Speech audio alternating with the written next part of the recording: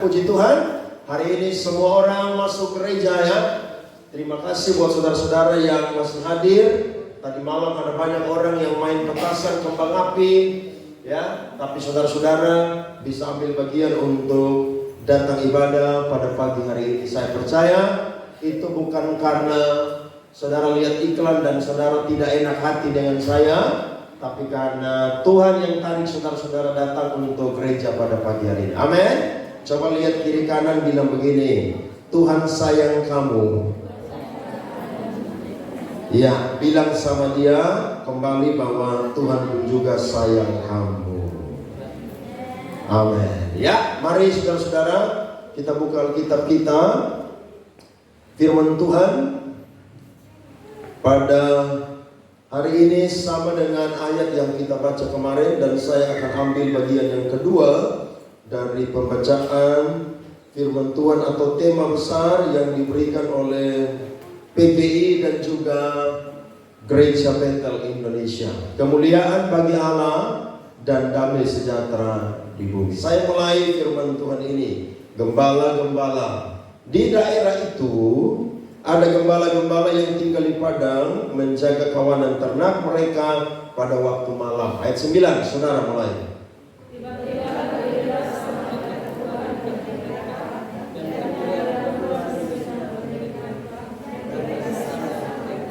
Lalu kata malaikat itu kepada mereka, jangan takut sebab sesungguhnya aku memberitakan kepadamu kesukaan besar untuk seluruh bangsa.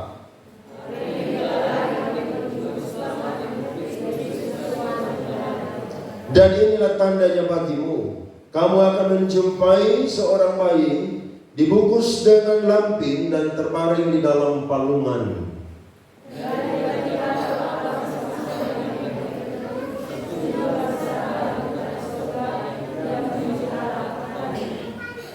Kemuliaan bagi Allah di tempat yang maha tinggi, dan damai sejahtera di bumi di antara manusia yang berkenan kepadanya.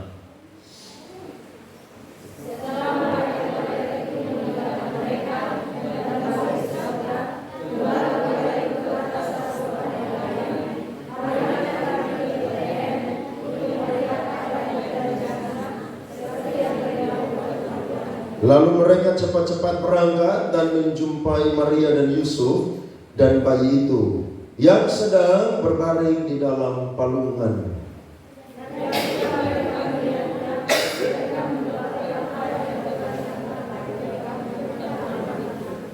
Ayat berapa saudara? 18 ya. Dan semua orang yang mendengarnya heran tentang apa yang dikatakan gembala-gembala itu kepada mereka.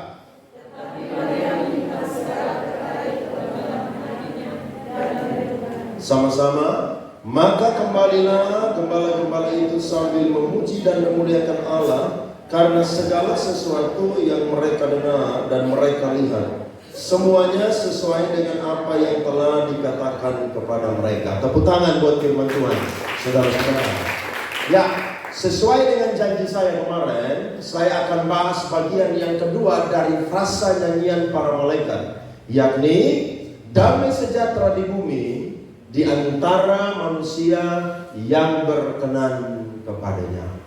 Kalau saudara dengar kalimat damai sejahtera, apa yang terlintas di dalam pikiran saya dan saudara?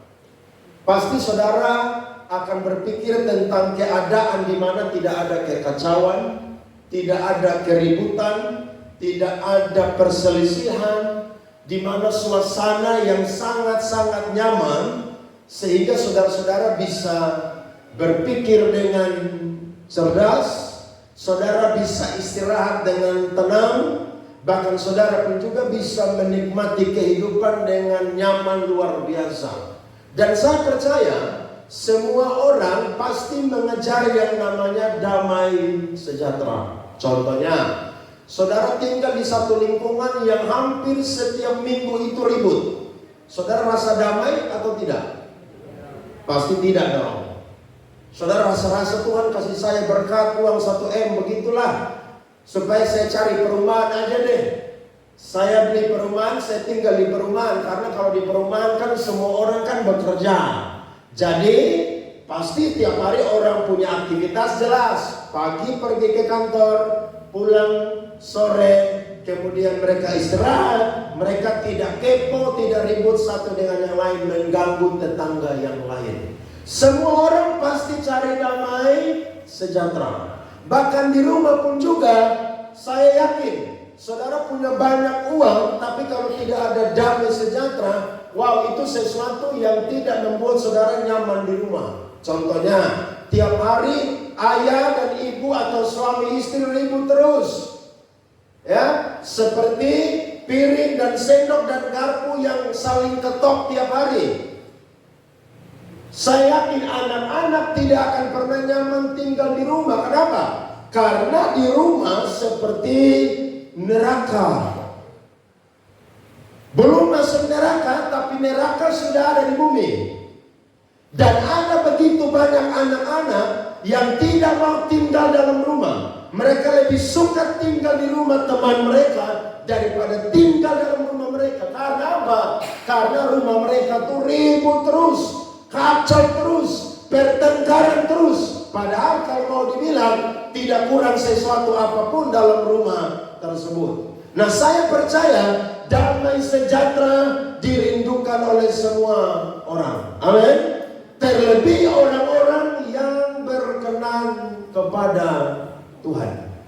Saudara, kalau lihat frasa daripada nyanyian itu, ada dua kalimat yang sangat penting, yakni damai sejahtera, dan yang kedua adalah di antara orang yang berkenan kepadanya. Nah, dunia pun juga, iblis pun juga bisa memberikan damai sejahtera. Betul? Contohnya, ada seorang perempuan dilamar oleh seorang pria yang bukan beragama Kristen. Dia lihat pria ini tampan, pria ini sukses, pria ini kaya, masa depannya cerah. Tiba-tiba dia rasa bahwa, wow, ini kesempatan yang tidak boleh ditolak. Karena belum tentu kesempatan seperti ini datang dua kali. Dia mulai timbang-timbang.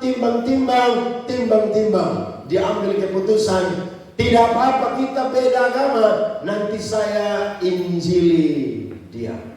Akhirnya apa? Saudara mulai nyaman dengan dia. Padahal saya mau berkata, iblis pun juga bisa memberikan damai yang palsu. Ada amin? Loh, iblis juga bisa loh. Siapa bilang iblis tidak bisa memberikan damai yang palsu? Bisa. Saudara bergaul dengan teman tiap hari mabuk, kerjanya begadang, mulutnya selalu kotor. Tapi saudara merasa bahwa ini teman yang paling nyaman. Dan saudara berpikir bahwa teman ini adalah orang yang bisa mengerti keadaan saya. Tanpa sadar, iblis sedang memberikan damai yang palsu untuk saya dan saudara. Tapi bersyukur, kata damai sejahtera di sini dalam perjanjian lama itu dipakai kata shalom, dan di dalam perjanjian baru itu dipakai kata irene, yang artinya damai sejahtera yang berbeda, yang tidak sama seperti yang dunia berikan. Kalau Tuhan kasih saudara damai sejahtera, saya percaya saudara mau uang banyak, uang sedikit pun tetap damai sejahtera. Betul? Saudara tidak akan seperti orang dunia. Orang dunia itu tidak pernah puas dengan uang. Makanya saudara lihat para pejabat tuh. Mereka jadi pejabat, gaji mereka, tunjangan mereka hampir-hampir setiap bulan bisa 100 juta, bisa 200 juta. Bahkan ada juga saudara-saudara yang bisa sampai 700 juta. Tadi malam saya khotbah di Oil Pua, Natal di GBI sana. Saya ketemu dengan satu orang pejabat di sana. Dia bilang, Pak Andre tahu pejabat pusat itu setiap bulan mereka bisa terima 700 juta. Makanya tidak heran sekarang banyak orang lomba-lomba mau jadi apa? Anggota dewan. Betul tahu? Saudara sudah punya pilihan atau belum?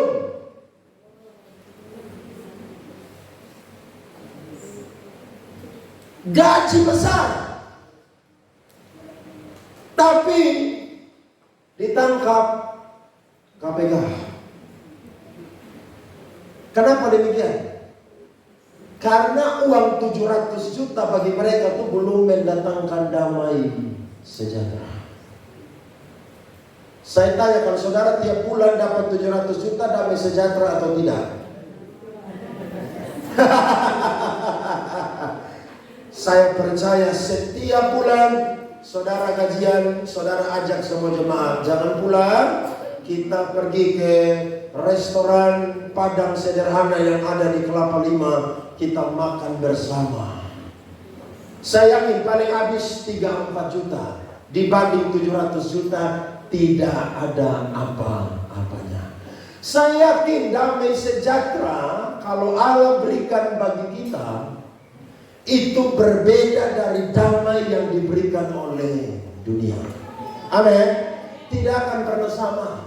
Bahkan ketika saudara dalam keadaan sakit, belum disembuhkan, saudara bergumul, tapi saudara percaya, sekalipun tubuh saya sakit, menderita, Tuhan belum pulihkan, tapi jiwa dan roh saya tetap bersukacita di hadapan Tuhan.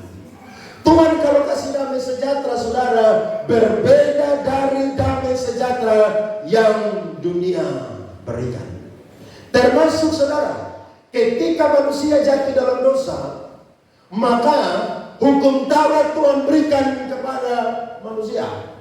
Dan setiap kali manusia mau diampuni dosanya, manusia harus yang namanya memberikan korban. Tapi ketika manusia bikin dosa lagi, saudara-saudara, manusia harus lagi mempersembahkan korban dan diampuni. Tapi Alkitab mencatat, saya dan saudara punya satu iman besar yang sempurna, yang satu kali masuk menghadap Tuhan, bukan membawa darah anak domba, tapi membawa darahnya sendiri. Dan lewat pengorbanannya itu, saudara-saudara, kita semua ditebus dan kita semua memiliki damai sejahtera. Amin. Coba tampilkan ayat ini, Roma pasal 5 ayat 1. Mari kita baca firman ini. Keren ayat ini. Roma pasal 5 ayatnya yang pertama. 1, 2, 3. Sebab itu kita yang dibenarkan karena iman, kita hidup dalam apa? Damai. Stop. Kita dibenarkan bukan karena jasa kita, bukan karena perbuatan kita, tapi mutlak dibenarkan karena iman. Maksudnya apa? Maksudnya adalah itu semua karena anugerah Tuhan. Jadi keselamatan bukan gotong royong, tidak ada. Keselamatan bukan kerjasama antara Allah dengan manusia dan manusia dengan Allah, tidak. Itu semua mutlak Allah yang mengerjakan. Dan iman pun juga adalah iman yang dikaruniai oleh Allah. Kalau Allah tidak kasih seseorang respon iman untuk mempercayai, dia tidak akan bisa. Lanjut, dengan Allah, oleh karena Tuhan kita Yesus Kristus. Jadi kalau saudara punya Kristus, saya yakin ada damai sejahtera. Ada amin? Orang kalau punya Kristus, saudara, wow, itu damai terus. Dia punya masalah, tapi orang lihat dia, kayaknya kamu ini tidak pernah ada masalah, saya lihat. Bukan berarti saudara pendam dan saudara itu sakit sendiri, tidak. Tapi saudara percaya bahwa Tuhanlah yang paling mengerti keadaan saya. Dan Tuhanlah yang paling sanggup untuk merubah keadaan saya. Amin. Saya catat, bagaimana damai sejahtera Allah itu bisa hadir di antara manusia yang berkenan kepadanya. Garis bawahi kalimat orang atau manusia yang berkenan kepadanya. Berarti firman ini tidak untuk semua manusia, tidak. Firman ini hanya datang kepada manusia yang berkenan di hadapan Tuhan. Apa sih maksud daripada kalimat berkenan? Maksud dari kalimat berkenan adalah orang-orang pilihan Allah yang percaya Yesus adalah Tuhan yang akan memiliki damai sejahtera.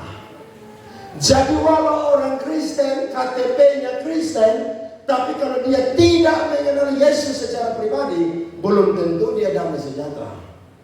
Makanya saudara akan jadi sama seperti apa yang saudara sembah. Contohnya, kalau saudara sembah uang, wajah saudara akan sama seperti uang. Betul? Percaya aja deh. Siapa sih yang tidak pernah mengalami kekurangan? Coba angkat tangan. Semua kita ini pernah mengalami kekurangan. Kadang-kadang dompet saudara itu tebal dengan uang. Tapi kadang-kadang dompet saudara itu sisa 1 lembar aja. Itu pun juga saudara gambar pahlawan yang sedang pegang parang saudara. Tahu? Aduh, saudara pikir, aduh, Tuhan kenapa kasih tinggal saya begini?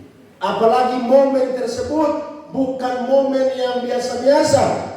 Pas momen Natal lagi, orang lain lagi serbu toko serba 30.000, saudara tidak bisa belanja apa-apa juga. Kenapa? Ya karena tinggal 1 lembar tadi. Masih damai sejahtera? Coba, yang sudah beli baju Natal angkat tangan, saya mau lihat. Jujur. Jujur. Saya sendiri sakit dari hari Selasa sampai Sabtu kemarin. Belum sempat pergi beli baju Natal untuk khotbah. Belum. Saya pikir udah deh, nanti habis tanggal 25, habis salam selamat dengan jemaat semua, baru nanti beli baju baru lah. Paling beli berapa sih? 1-2. Tapi baju Natal sekalipun tidak ada, pakaian baru sekalipun tidak ada. Tuhan ajar kita bukan jadi seperti kekanak-kanakan yang selalu minta pakaian baru di hari Natal itu hanya anak kecil. Betul? Saya dulu pernah kecil dan setiap tahun pasti minta baju Natal. Anak kecil tidak mau tahu, mau beli yang 30.000 ke 130.000, dia tidak akan pusing. Yang penting baju Natal.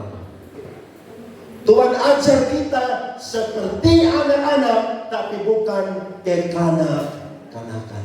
Amin. Nah, saya catat yang pertama adalah orang kalau mau punya damai sejahtera Allah, kunci yang pertama adalah dia harus percaya kepada pesan firman Tuhan. Saudara lihat ayat 15 sampai 16. Alkitab berkata, setelah malaikat-malaikat itu meninggalkan mereka dan kembali ke surga, gembala-gembala itu berkata seorang kepada yang lain, marilah kita pergi ke Bethlehem untuk melihat apa yang terjadi di sana, seperti yang diberitahukan Tuhan kepada kita. Lalu mereka cepat-cepat berangkat dan menjumpai Maria dan Yusuf dan bayi itu yang sedang berbaring di dalam palungan. Makanya pertanyaan besar, mengapa kabar Natal tidak disampaikan kepada para imam dan ahli-ahli Taurat dan rohaniawan Yahudi? Karena biasanya orang-orang yang pintar itu kritis dulu baru tulus. Tapi orang-orang yang sederhana seperti gembala ini, mereka tulus saudara ketika mendengar pesan firman Tuhan. Malaikat bilang kalian akan menjumpai juru selamat. Dia itu dibaringkan dalam palungan dan dia itu dibungkus dengan kain lampin. Tanpa sadar, Kaisar Agustus memainkan peran yang besar untuk menggenapi rencana Tuhan. Sebab perintah Kaisar, dekret Kaisar untuk bikin sensus 14 tahun sekali itu menggiring Maria dan Yusuf berangkat dari Nazaret Galilea ke Yudea, ke Bethlehem yang jaraknya 130 km. Untuk apa?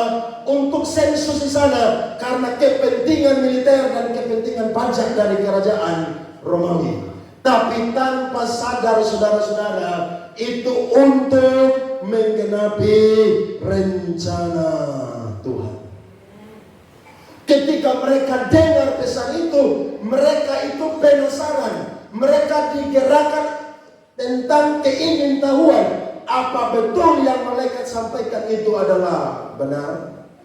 Mereka berangkat, mereka pergi cek. Dan ada seorang teolog besar namanya John Calvin. Dia pernah berkata begini, keingintahuan dan kesederhanaan adalah bagian dari persiapan iman. Orang kalau ingin tahu, itu bisa jadi cara Tuhan untuk dia bisa ketemu Tuhan dan percaya. Betul? Contohnya Sakeus tuh. Waktu Sakeus saudara dengar Tuhan Yesus mau lewat Yeriko, Alkitab mencatat dia langsung pergi saudara berlari untuk melihat Yesus seorang seperti apa. Tapi Alkitab mencatat kasihan karena badannya pendek. Sehingga Alkitab mencatat dia pakai inisiatif lain. Dia naik ke pohon apa saudara? Pohon ara.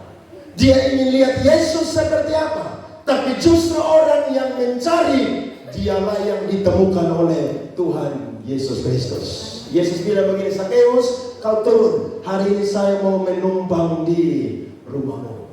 Saudara lihat, pertobatan bisa terjadi karena penasaran atau keingintahuan. Amin. Makanya saudara bawa orang datang gereja, saudara bilang begini, selalu kalau ibadah, lu akan ketemu Tuhan, hadirat Tuhan itu nyata. Dia tanya hadirat Tuhan itu seperti apa? Lu ikut beta deh, ketemu ibadah di Kupang Presenter, beta yakin lu akan ketemu Tuhan di situ. Jadi ketika kita ajak orang sampaikan firman, memang kadang-kadang dimulai dengan penasaran.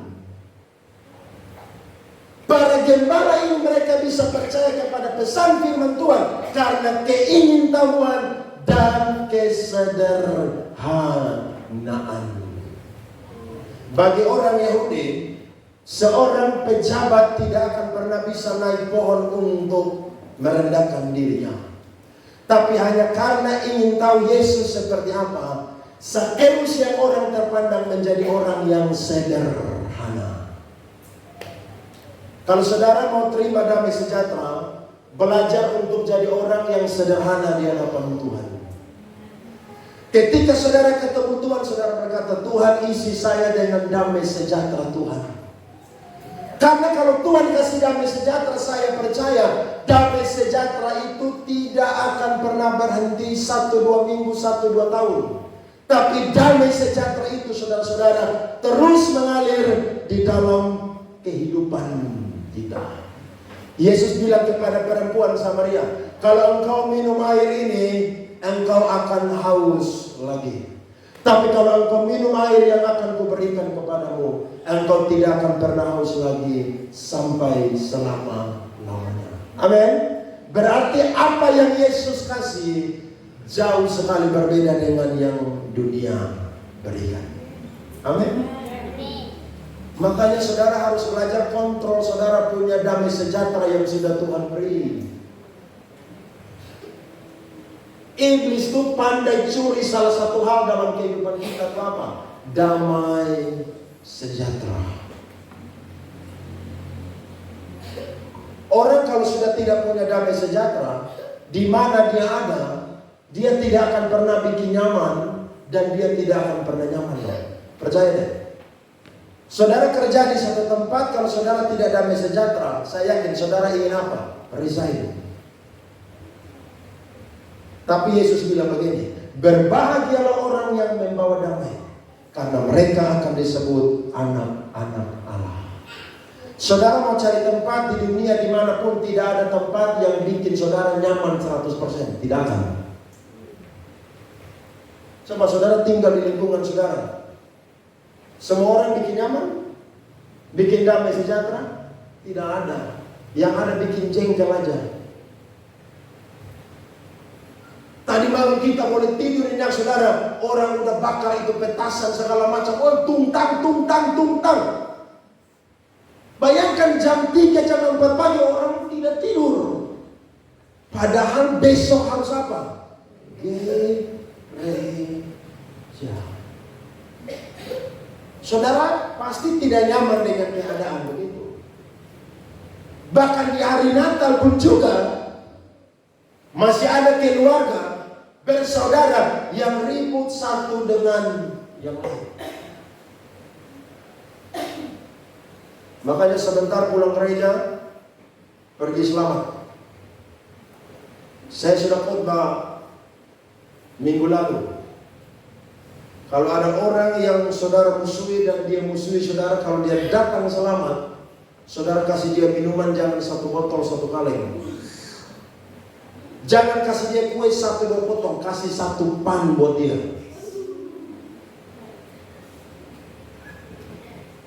Coba lihat kiri kanan, bilang, kayaknya yang dimaksud lu deh.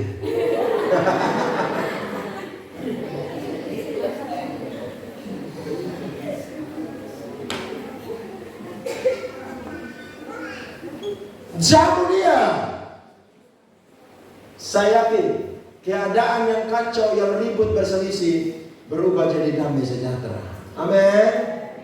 Rubah. Karena kita sudah terima damai sejahtera dari Tuhan. Seperti para gembala-gembala yang tidak kritis, tapi mereka tulus ingin tahu apa betul yang disampaikan oleh malaikat Gabriel itu sesuai dengan kenyataan. Dan mereka menemukan betul apa yang disampaikan oleh malaikat Gabriel sesuai dengan kenyataan. Ada amin? Itu yang pertama. Yang kedua adalah percaya kepada Yesus Kristus adalah Sang Juru Selamat. Lihat ayat 10, 12 dan ayat 20. Lalu kata malaikat itu kepada mereka, jangan takut, sebab sesungguhnya aku memberitakan kepadamu kesukaan besar untuk seluruh bangsa. Hari ini telah lahir bagimu Juru Selamat, yaitu Kristus Tuhan kita di kota Daud. Dan inilah tandanya bagimu, kamu akan menjumpai seorang bayi dibungkus dengan lampin dan terbaring di dalam palungan. Saudara tahu, ternyata waktu Yesus lahir, Yesus itu tidak lahir di kandang domba yang terbuat dari kayu, saudara-saudara. Seorang teolog besar namanya Warren Wiersbe, dia menuliskan di dalam bukunya Bertumbuh di Dalam Kristus. Dia sepakat dengan para pakar-pakar Alkitab mengatakan bahwa ketika Yesus lahir, itu dia lahir, saudara, di dalam goa tempat binatang-binatang itu bersembunyi. Bahkan kalau saudara pergi ke Israel hari ini, saudara akan menemukan palungan-palungan yang terbuat dari batu.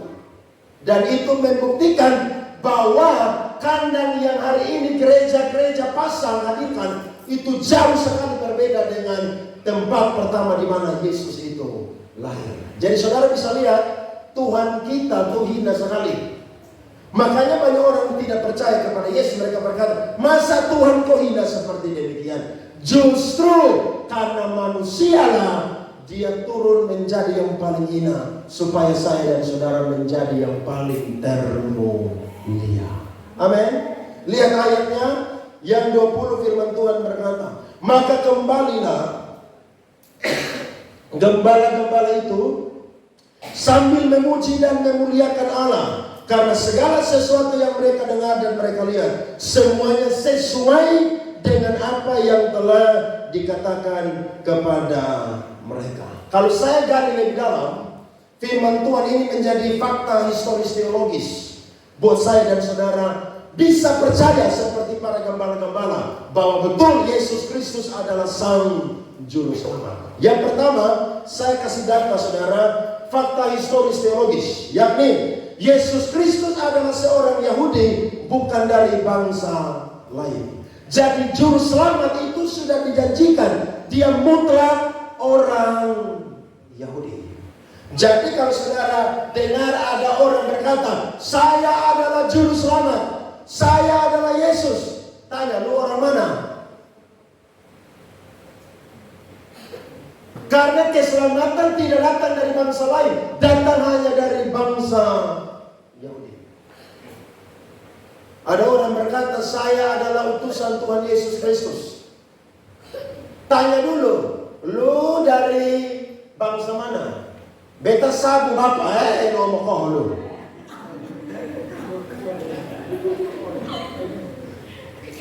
Makanya akhir zaman ada orang berkata, dia adalah Mesias.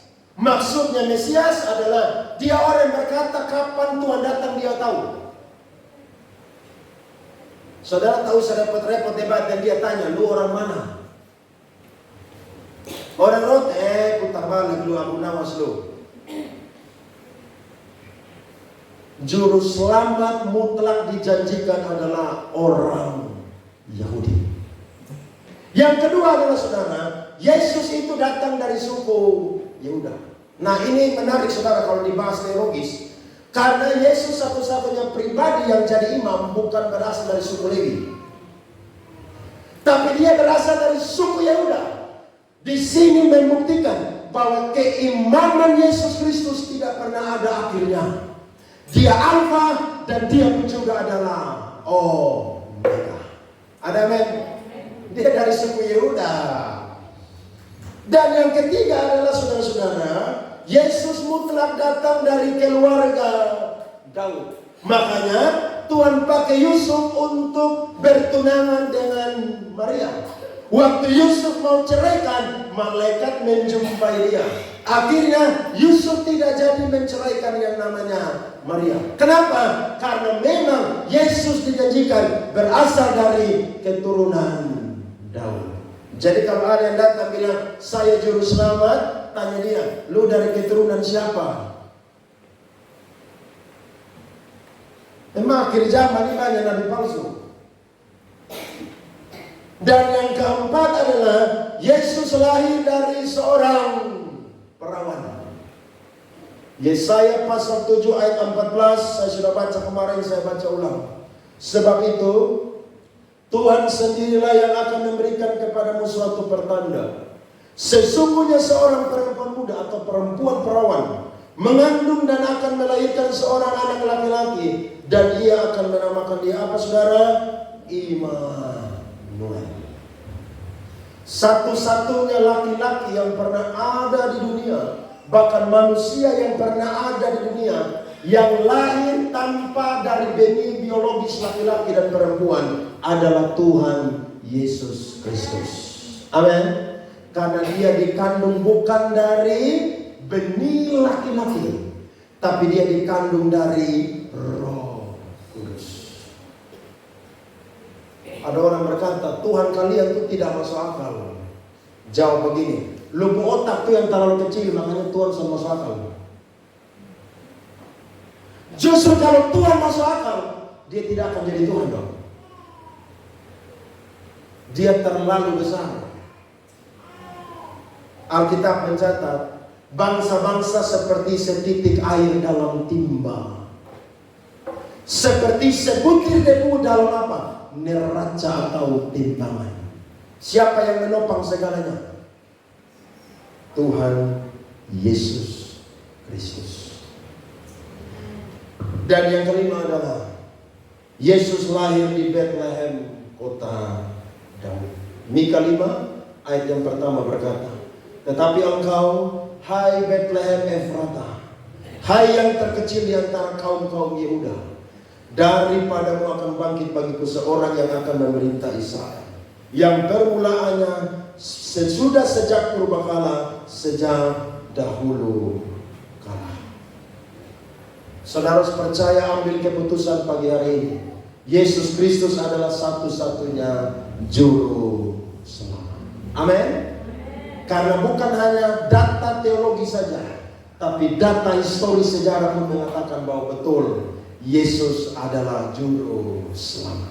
Saya tambahkan, Werner Weisberg berkata begini, banyak pakar Alkitab percaya bahwa Tuhan kita dilahirkan di dalam sebuah gua, tempat hewan-hewan berteduh, bukan dalam sebuah pondok kayu, seperti yang biasa ditampilkan sebagai gambaran palungan modern.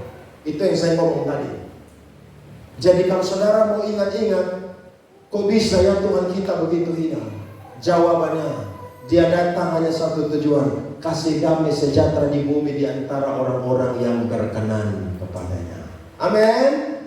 Jaga damai sejahtera itu. Kadang-kadang kita manusia ini moodnya selalu berubah. Hari ini damai sejahtera, besok kacau. Iya.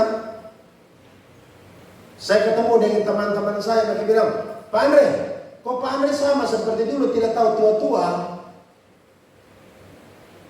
Saya umur 39 loh. Tapi orang tidak percaya saya ini umur 39. Ya, ada yang percaya juga karena faktor perut, kamu lihat. Oh, ini sudah jadi om-om nih pasti.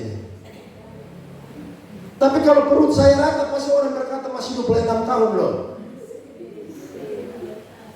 Saya ketemu teman-teman saya, itu bermutu saudara, bermuka tua semua. Kenapa? Karena dari SD, SMP, SMA sampai sekarang rokok, mabok, begadang. Ya pola hidup begini ya lu cepat tua lah. Kalau saya kenapa? Tidak begitu.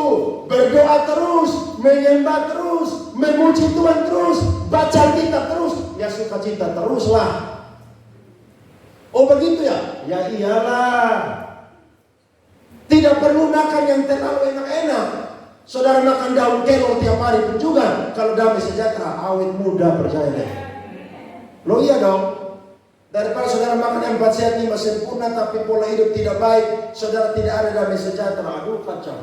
Makanya Amsal bilang apa? Lebih baik makan sepiring sayur daripada makan daging serumah tapi disertai apa? Kekacauan. Amin. Saudara biar makan gak makan, tetap rukun di rumah. Waktu saudara lihat di meja tidak ada menu yang enak-enak, saudara puji Tuhan, hari ini saya makan tidak seenak yang kemarin, tapi ada damai sejahtera yang Tuhan berikan.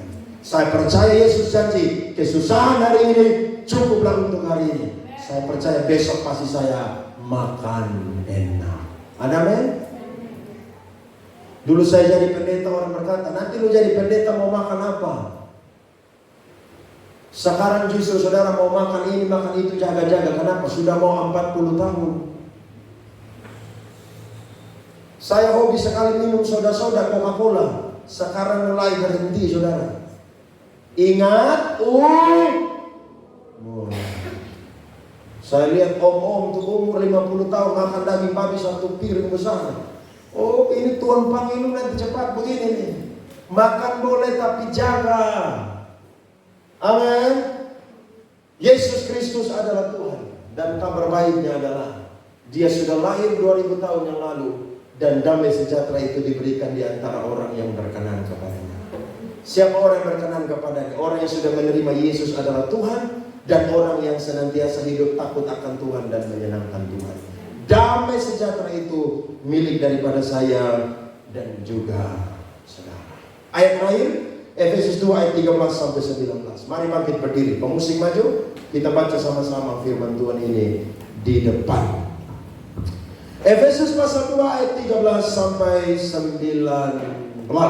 Mari saudara-saudara. Kita baca 1, 2, 3. Tetapi sekarang di dalam Kristus Yesus kamu yang dahulu jauh sudah menjadi dekat oleh darah Kristus. Karena Dialah damai sejahtera kita yang telah mempersatukan kedua pihak dan yang telah merumbuhkan tembok pemisah, yaitu perseteruan. Sebab dengan matinya sebagai manusia, Ia telah membatalkan hukum Taurat dengan segala perintah dan ketentuannya untuk menciptakan keduanya menjadi satu manusia baru di dalam dirinya, dan dengan itu mengadakan damai sejahtera, dan untuk memperdamaikan keduanya di dalam satu tubuh dengan Allah oleh salib, dengan melenyapkan perseteruan pada salib itu. Ia datang dan memberitakan damai sejahtera kepada kamu yang jauh dan damai sejahtera kepada apa?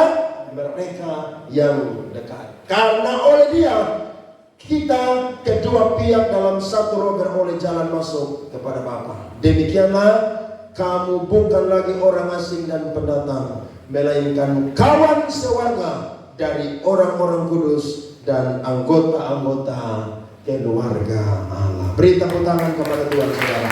Damai sejahtera Allah turun atas semua jemaat Kupang Praise Center pagi hari ini.